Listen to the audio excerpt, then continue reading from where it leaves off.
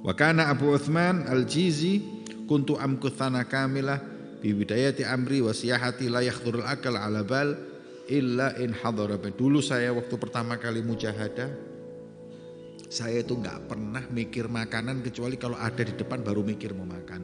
Kalau enggak pernah mikir. Ya, kita kan enggak sarapan itu wis mikir lu bengi mangan opo. Ya. Kalau mereka tidak, yang ada di depannya yaitu yang dipikir dimakan. Kalau enggak ya enggak. Maka lihatlah wahai saudaraku, ya, laparmu itu enggak sebanding dengan laparnya orang-orang sebelum kalian.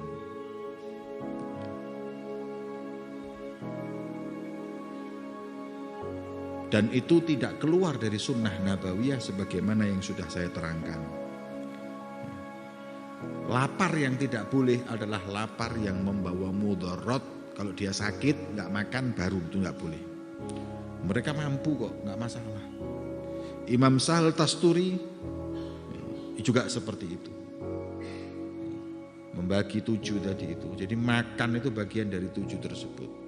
Jadi intinya kalau membawa mudarat nggak boleh. Itu sudah kaidah. Wala tulqu bi aidikum ila tahluka. Jadi orang masing-masing mungkin punya.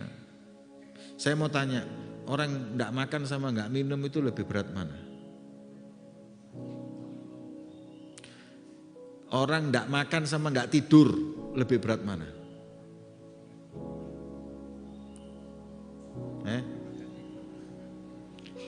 Nggak makan sehari sama nggak tidur sehari bahaya mana?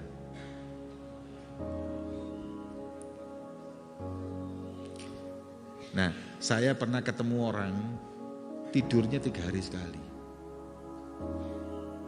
Ya apa kon? Ketika saya tanya, kamu nggak sakit? Saya ini tidur sehari minimal 6 jam. Kalau kurang dari 6 jam pusing saya. Inti 3 hari tidak tidur dan dia tenang, tidak ada apa-apa.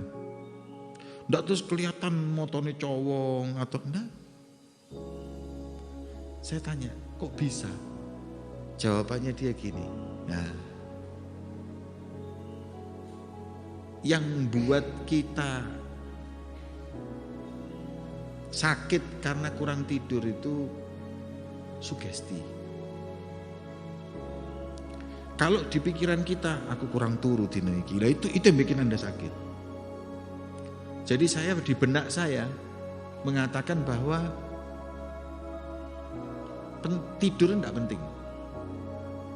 Dan saya tidak apa-apa tidak tidur. Jadi nggak kebawa dengan itu hingga akhirnya 3 hari sekali baru tidur. Itu pun kalau tidur cuma 1-2 jam selesai. Ya, padahal kalau ilmu kedokteran tidak bisa hadirin kayak ngono. Loro itu. Kebawa kita dengan ilmu itu. Jadi akhirnya kalau kurang tidur sehari ini aku turu kurang wah kurang 1 jam ya, harus turu aku. Kita kebawa dengan itu. Padahal kalau enggak ya enggak masalah. Ya. Mereka sebagian guru-guru kami mengatakan nahnu nahkumu ala naum. Ya, nahnu natahakkam ala naum musnum yatahakkam alaina. Aku yang mengatur tidurku, bukan tidur yang mengaturku. Saya pernah ketemu cucunya Habib Muhammad bin Abdullah Al-Haddar. Habib Muhammad bin Abdullah Al-Haddar itu dalam sehari tidurnya cuma 2 jam 3 jam. Itu sudah umur 60 tahun lebih. Mulai zaman mudanya tidur dikit.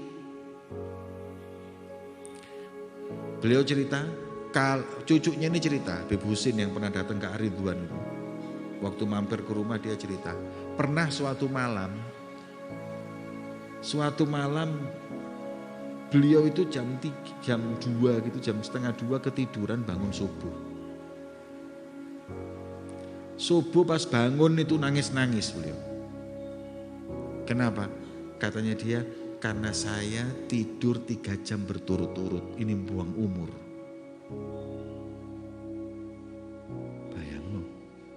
3 jam berturut-turut tidur tuh buang umur. Sebab beliau tuh kalau duduk itu tidurnya tuh 1 jam bangun terus ibadah.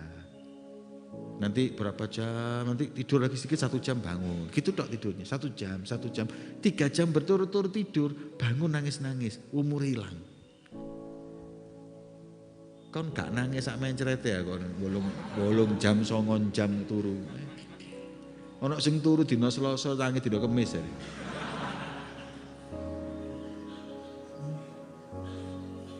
Banyak saya sampai bingung diceritain sama beliau, ya Allah, terus awak-awak iki apa rek? Subhanallah. Jadi seperti itu mujahadahnya para orang-orang dahulu itu ya. Tidurnya seperti itu. Jadi makanya hidup mereka itu barokah. Kita ini kalau tidur 8 jam aja hadirin, berarti sudah 2/3 umur kita ini tidur. Diukai umur mbak Allah Ta'ala swidak gak ada 40 tahun. 20 turu, 20 tahun tidur. Turun delok TV, main WA. Paling sudah buat kerja aja 8 jam kerja, sudah 20 tahun juga. 20 tahun tidur, 20 tahun kerja, terus ibadahnya kapan? 20 tahun. Misi kesempatan yang lain ini berapa? Ya, berarti kalau kita punya umur 60 tahun, 10 tahun aja ibadah ini kita sudah baik. Lah kalau mereka tidurnya 8 jam, 1-2 jam, umur barokah. Masya Allah. Dan dari akhlak mereka radhiyallahu ta'ala anhum, takdimuhumus salamah alal ghanimah. Mereka lebih mendahulukan keselamatan daripada keuntungan. Hingga mereka menolak dunia dan mengosongkan tangan mereka dari dunia. Gak punya dunia, mereka lebih senang menolak dunia. Ya.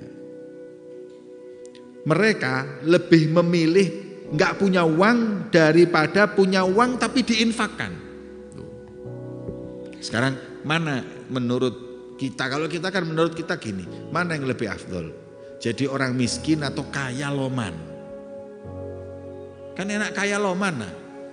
Sedekahnya banyak, wong zahaba ahlu duthur bil ujur, pahala diambil orang kaya, hum yusallun kama nusallim, tapi mereka bisa sedekah kan gitu. Tapi sebagian di antara mereka tidak. Kenapa? Khaufan an yamna'u minha haqqaha. Kan gini ya. Miskin atau kaya tapi dermawan. Kaya tapi nanti membagikan uangnya ke orang miskin, bangun masjid, mana yang lebih afdal? Pasti jawabannya yang kaya tapi dermawan, karena manfaat buat orang lain.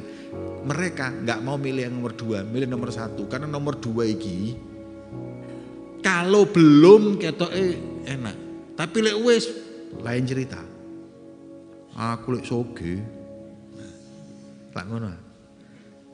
Saya kalau kaya, saya kalau ini. Begitu kaya, mereka takut tidak bisa merealisasikan apa yang dia niatkan. Dan tidak memberikan haknya kepada orang yang memilikinya. Maka dari itu, mereka lebih pilih wis mending miskin. Mending gak punya uang. Dia gak mau megang harta untuk walaupun untuk sedekah. Kemudian hatta kana ahaduhum yaqul ya talibad dunya litabirra biha ghairuk tarkuka laha abar wa abar. Wahai pencari dunia, untuk kau berbuat baik dengan yang lain, kau tinggalkan dunia, ya, itu jauh lebih baik dan lebih baik. Itu kata mereka. Ya, memang sufi seperti itu. Mereka lebih senang untuk mengosongkan saku dan investasi, tidak mau sama sekali. Sudah dia lebih senang tidak punya apa-apa, secukupnya yang dia makan dan selesai, nggak ada tanggung jawab. Makanya orang-orang itu kalau meninggal karena nggak ada warisannya, sudah sarung tok itu wis, ya, nggak ada warisannya apa. Ya.